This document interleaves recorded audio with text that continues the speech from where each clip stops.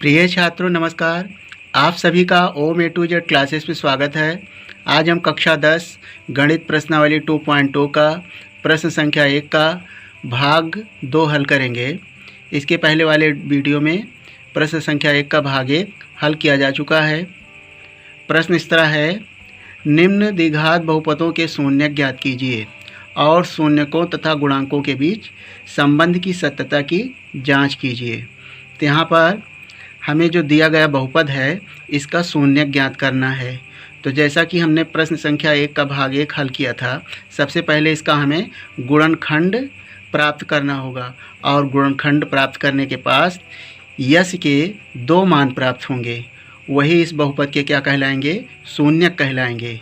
फिर इनके हम गुणांक निकालेंगे और शून्यकों के तथा गुणांकों के बीच का जो संबंध का सूत्र है उस सूत्र की सहायता से हम इसकी सत्यता की जांच करेंगे। तो आइए प्रश्न संख्या 1 का भाग 2 हल करते हैं। दिया गया बहुपद 4s² - 4s + 1। हमें कोई भी बहुपद हो हम उसका संकेत px मानते हैं। ये px बराबर 4s² - 4s + 1। हम इसका सबसे पहले गुणनखंड करेंगे। तो देखिए इसमें पदों की संख्या 3 है, 1 पद, 2 पद, 3 पद, इसलिए इसे हम त्रिपद भी कहते हैं। तो त्रिपद में जो बाह्य पद हैं, बाह्य पद का गुणनखंड इस तरह करेंगे कि जोड़ने पर, उसका फैक्टर करने पर हमें 4 प्राप्त हो जाए। अथवा इसको एक मेथड से और भी लगा सकते हैं, पूर्ण वर्ग की सहायता से। तो जो भी सूटेबल हो आप उससे हल कर सकते हैं। तो यहाँ पर हम इसका गुणनखंड करेंगे, 4 और 1 का फैक्टर करेंगे तो हो जाएगा 4 × 1 बराबर हो जाएगा ये 4। और 4 को हम पुनः फैक्टर करेंगे तो हो जाएगा 2 × 2 यानी 2 दूना 4। और हमें चूँकि जोड़ने पर 4 लाना है तो 2 दूना 4 और हो जाएगा 2 + 2 बराबर 4। तो इस तरह से हमने 4 प्राप्त कर लिया, यानी बाह्य पदों का गुणनखंड करके और जोड़ने पर 4 प्राप्त किया। अब यहाँ पर इसे लिखेंगे इस तरह, 4s² ज्यों का त्यों लिख लें। उसके बाद आप माइनस का चिन्ह लगाएंगे और ब्रैकेट लगा लें। 2 + 2 लिखना है, 2 + 2, 2 + 2 4 हो जाएगा और साथ में यस लिखें +1, इस तरह लिखेंगे। इसके पश्चात ब्रैकेट तोड़ेंगे, 4s² इसे लिखें यहाँ पर माइनस और 2 यस और माइनस प्लस का गुणा हो जाएगा -2s +1। अब यहाँ पर देखें कितने पद हो गए, 4 पद हो गए इस तरह। तो प्रथम 2 पदों में कॉमन है 2s। कितना कॉमन है, 2s। अंकों में 2 कॉमन है और चर में यस कॉमन है। तो यहाँ पर हम 2 कॉमन लेते हैं, 2s। और जो कॉमन लिया जाता है उसी से प्रत्येक पद में भाग किया जाता है। तो पहले पद में भाग करेंगे तो 2 दूना 4 यानी 2 आया और यस से भाग करेंगे s² में तो यहाँ पर घात 2 है, केवल यस बचेगा। -2s से भाग करेंगे तो 2s 1 जा यानी 1 आएगा यहाँ पर। और माइनस, यहाँ पर कोई भी संख्या उभयनिष्ठ नहीं है, केवल 1 है। 1 सभी संख्याओं के साथ उभयनिष्ठ रहता है, इसलिए 1 कॉमन लेंगे। और 1 कॉमन लेंगे तो यहाँ से 1 से प्रत्येक पद में भाग करेंगे, संख्या में कोई परिवर्तन नहीं होगा और चिन्हों में परिवर्तन होगा। माइनस प्लस का गुणा जो होगा ये माइनस हो जाएगा और -1 इस तरह। अब यहाँ पर देखें 2s - 1 पहले ब्रैकेट में और दूसरे में भी उतना आ रहा है, इस कारण से यह सॉल्यूशन सही हो रहा है। यदि यहाँ पर माइनस है और यहाँ पर प्लस हो जाए तो कहीं ना कहीं हमारी त्रुटि है, ये बात ध्यान रखना होगा। पुनः हमें 2s - 1 और 2s - 1 दोनों पदों में उभयनिष्ठ है, हम कॉमन लेंगे तो हो जाएगा 2s - 1 एक ब्रैकेट में और दूसरे में बचेगा 2s - 1। ठीक। अब हमें शून्य ज्ञात करना है तो यहाँ लिखेंगे शून्य के लिए शून्यक के लिए पी एक्स बराबर 0, यानी हमें शून्य ज्ञात करना है तो पी एक्स का मान 0 होगा। इसलिए 2s माइनस 1 और 2s माइनस 1 बराबर हो जाएगा 0। अब यहाँ लिखेंगे जब 2s माइनस 1 बराबर 0 तब 2s बराबर 1, यानी माइनस को बराबर को उधर ले जाएंगे तो ये माइनस का प्लस हो जाएगा। इसलिए यस बराबर हो जाएगा 1/2। यहाँ से एक चर का मान आया 1/2।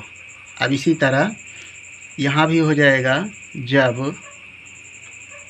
2s माइनस 1 बराबर 0 तब 2s बराबर हो जाएगा, माइनस को उधर ले जाएँ तो हो जाएगा +1।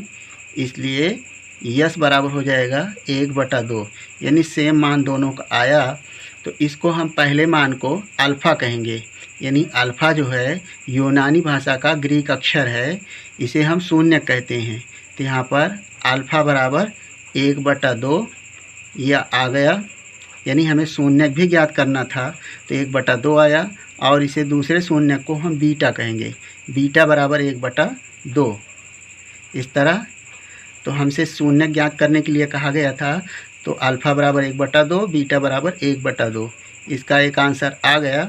अब हमें ज्ञात करना है जांच, यानी इसका जांच करना है। तो जांच के लिए लिखेंगे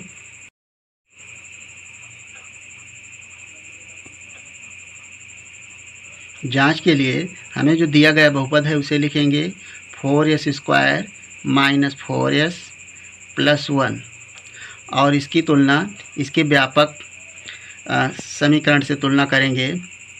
तो व्यापक इसका रूप होता है ax² प्लस bx और प्लस c। हम इससे तुलना करेंगे तो यहाँ पर चर को छोड़ें तो a बराबर कितना आएगा 4, a बराबर 4। गुणांकों की तुलना करना है, क्योंकि गुणांकों और शून्यांकों के बीच संबंध की सत्यता की जांच करना है। इसलिए इसके गुणांक a बराबर 4 और b बराबर हो जाएगा, b बराबर भी 4 होगा, b बराबर -4 और c बराबर हो जाएगा +1। अब यहाँ पर सूत्र हमने बताया था शून्यांकों का योगफल। इसके लिए सूत्र है शून्यांकों का योगफल, यानी शून्यक हमारे अल्फ़ा और बीटा हैं, तो ये अल्फ़ा प्लस बीटा बराबर सूत्र होता है -b/a। इसे कंठस्थ कर लें, अल्फ़ा प्लस बीटा बराबर -b/a।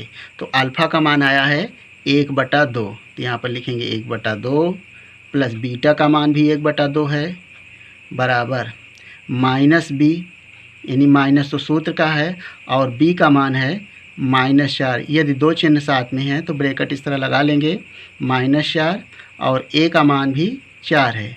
तो यहाँ से 1/2 और 1/2 को जोड़ेंगे, यानी आधा और आधा 1 होता है। आप लघुत्तम लेके भी जोड़ सकते हैं। तो इसका लघुत्तम आएगा 2 और हर का लघुत्तम 2 हो गया। अंश ज्यों का त्यों रहेगा और वो जुड़ जाएगा।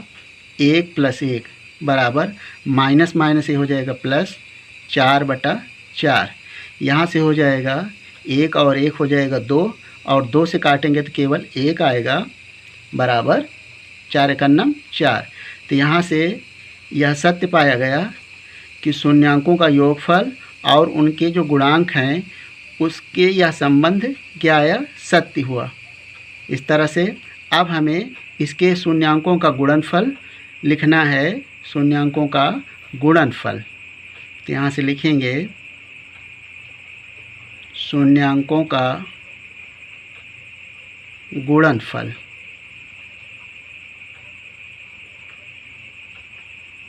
शून्यांकों का गुणनफल शून्यांकों का यहाँ पर का छूट गया था, शून्यांकों का गुणनफल अल्फ़ा इंटू बीटा बराबर C/A। यह सूत्र है C/A। तो यहाँ पर अल्फ़ा का मान है 1/2 और बीटा का मान भी 1/2 है। C क्या है? अचर है और इसका मान है 1 और A का मान है 4। तो यहाँ पर देखें 1 और 1 का गुणा हो जाएगा तो 1 आएगा, 2 दूना 4। तो यहाँ पर 4 आया और ये 1/4। तो यहाँ पर देखें शून्यांकों का गुणनफल और उनका जो गुणांक है वो दोनों क्या आया? बराबर आया, इसलिए यह भी सत्य है। तो आप यह शून्यांकों का योगफल और गुणांकों के बीच के संबंध की सत्यता की पुष्टि करता है। आप यहाँ पे लिख भी सकते हैं। तो इस तरह से यह प्रश्न संख्या 1 का भाग 2 कंप्लीट हुआ और नेक्स्ट वीडियो में हम इसके शेष भाग हल करेंगे। यदि आपको यह वीडियो पसंद आया हो तो वीडियो को लाइक कर लें और चैनल को सब्सक्राइब करना ना भूलें। वीडियो देखने के लिए धन्यवाद।